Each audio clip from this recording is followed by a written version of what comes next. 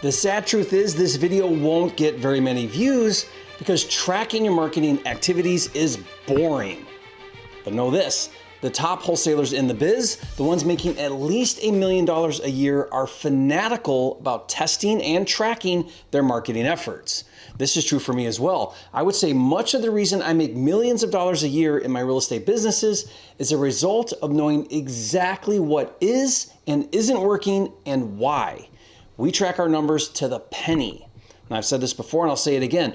Wholesaling houses has little to do with houses and everything to do with marketing and sales. So if you're a knucklehead and understanding and knowing your key performance indicators or KPIs is too boring for you, leave now and find something more interesting to watch. But if you want to build a real wholesale business that produces millions of dollars for you and your family, pay close attention to this video. The good news is I'm going to keep it simple so that you can implement right away. There are really only 7 or 8 metrics you should be measuring and tracking on a daily, weekly, and monthly basis. On this video, I'm going to explain these metrics, why they matter, and how to easily track them. I'll even give you my automated tracking tool for free, so keep watching. First, it's important when tracking your results to separate them by different marketing methods. On my tracking tool, you'll see some of the most common methods, such as online marketing called pay-per-click or PPC. This is advertising on Google or Facebook. You'll see cold calling, text blasting, direct mail, on market, and you could add others such as driving for dollars, bandit signs, TV or radio, and so on. The reason why you want to understand your results per each marketing channel is so that you can see clearly what is working the best. I try to follow the good, better, best principle. What's working good, what's working better, and what's working the best. When you know those answers, you can reallocate marketing dollars into what's working the best. Without tracking your results carefully per marketing channel, you'll never know and you'll end up guessing and wasting time and money. Most wholesale businesses fail from mismanagement more than anything else.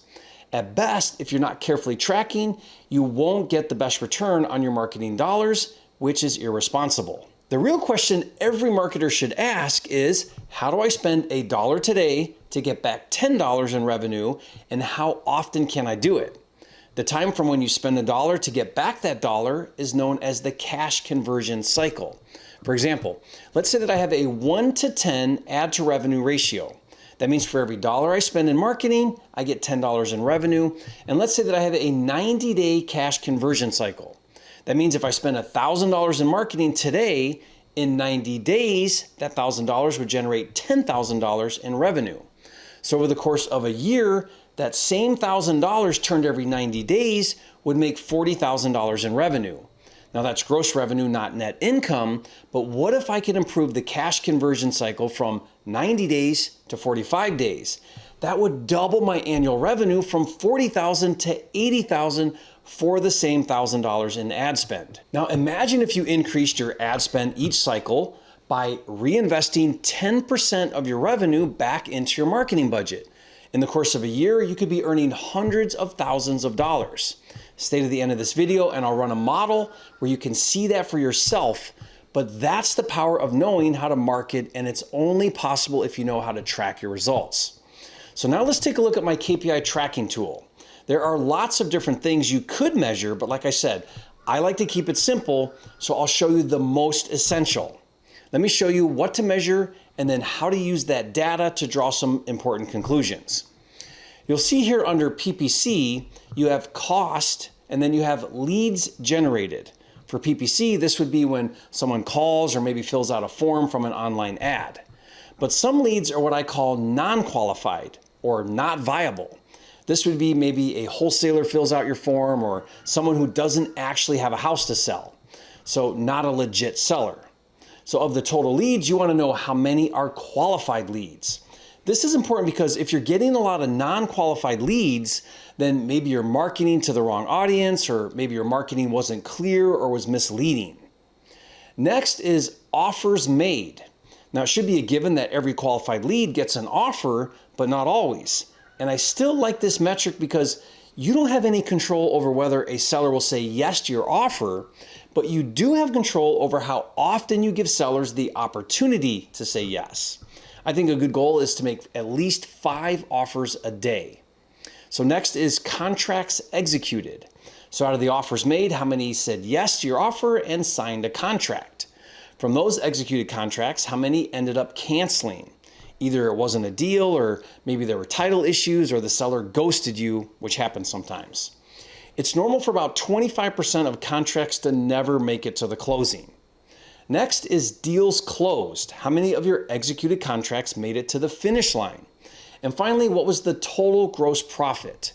And you'll see there is a separate tracking for cold calling, text blasting, direct mail, on market, and a few templates if you wanted to add something else. And you notice this tracking is measured weekly. If you look down at the tabs at the bottom, there is a daily tracker and a monthly tracker for the same data. I recommend tracking your stats at least weekly and then carrying that data over to monthly, because oftentimes your cash conversion cycle is longer than 30 days, so you'll need to see your results month over month to get a better picture of what's going on, as opposed to week over week. So now let's take a look at our ratios, or key performance indicators, called KPIs for short. KPIs are how we make sense out of the data we collect. The first KPI is cost per qualified lead. How much does it cost in marketing dollars to produce a qualified lead?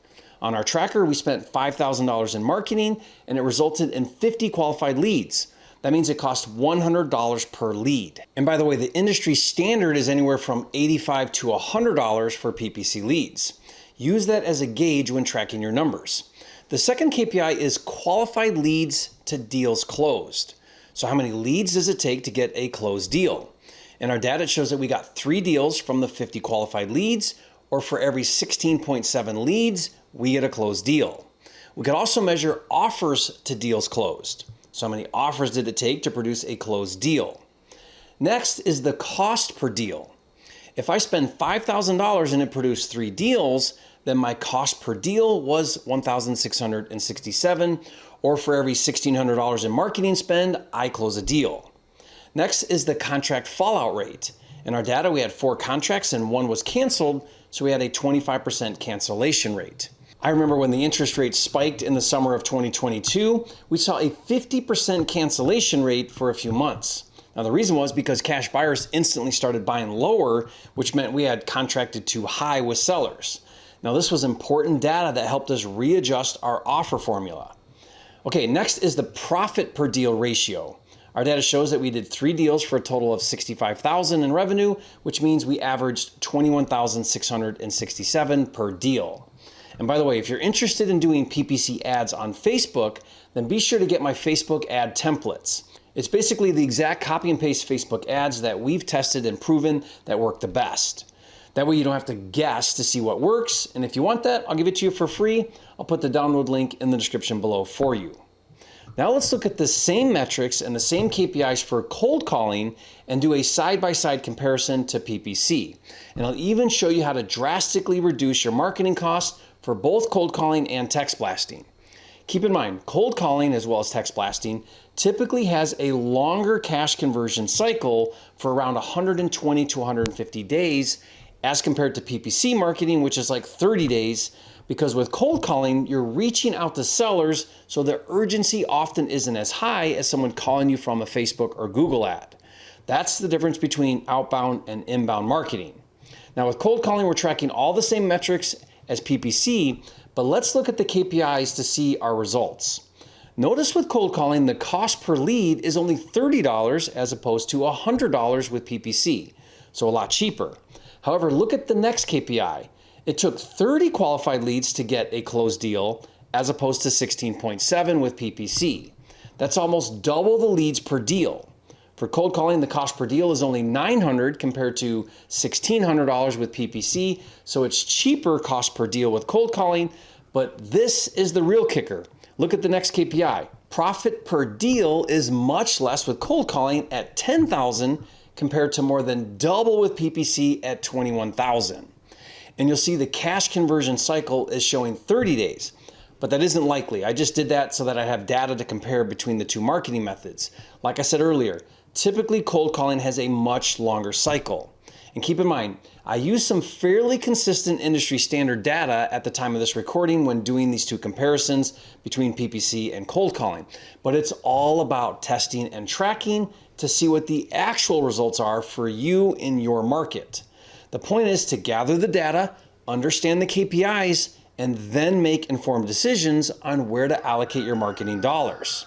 When it comes to cold calling, texting, direct mail, and even on market with agents, my go-to software to get motivated seller leads is Propwire, because Propwire is free to search and free to download an unlimited number of leads.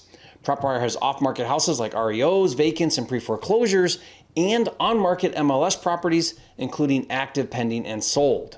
Plus, they have a great comp tool, excellent skip tracing, and their interface is clean and easy to use. Propwire is just as good or better than any paid real estate software out there, and it's 100% free. No credit card required and no additional data upsells. Go to joinpropwire.com to try it for yourself. Again, that's joinpropwire.com. Now, before I forget, if you want my KPI tracker tool for free, I'll put a download link in the description below for you. I'll ask in return as you leave a comment and say, thanks, Jerry, for the free download. You are a flipping genius. Finally, let me show you something really cool about how to scale your wholesale business by reinvesting some of your revenue back into marketing. Let's take a look again at my KPI tracker and look at the monthly tab. And let's make some assumptions that with PPC, it costs $100 per lead, and you could close a deal every 21 leads, and the average deal size was $21,500, and your cash conversion cycle was 30 days. What would it take to get a $1 million a month in gross revenue if you started with just $1,500 in ad spend and you reinvested just 10% of your revenue each month back into your PPC budget? Let's take a look. For the first month, let's say January, you spend $1,500, you get 15 qualified leads, and you close one deal for $20,000. Then in month 2, February, your ad budget is $3,500 because you reinvested 10% of the revenue from month 1, and now you produce 35 qualified leads and close 2 deals for $43,000. Then in March, your ad budget increased to $7,800, which produced 78 qualified leads, which resulted in 4 closed deals for a total revenue of $78,000. Then in April, your ad budget increased to $15,000, which produced 156 qualified leads, which resulted in 7 closed deals for a total revenue of $156,000. Then in May, your ad budget increased to $31,000, which produced 313 qualified leads, which resulted in 15 closed deals for a total revenue of $314,000. And you keep scaling until July, which produces $1.2 million in revenue, and you maintain that same ad spend and same results for the rest of the year for a total of almost $9 million in revenue. Now, there's a lot of assumptions here that you can grow a team and you can maintain consistent ratios as you scale. That's easier said than done. But you can see where it's very possible to scale to this size. There are, in fact, wholesale operations doing $1 million a month in revenue. These are the kinds of numbers it takes to do that. Now, I hope this helps you catch the vision. If you want to really get inspired about building $1 million a month wholesale company, be sure to watch the masterclass series I did with Rob Wensley from Investor Lift, where we break it down. So watch that series now, and I'll see you on the next video.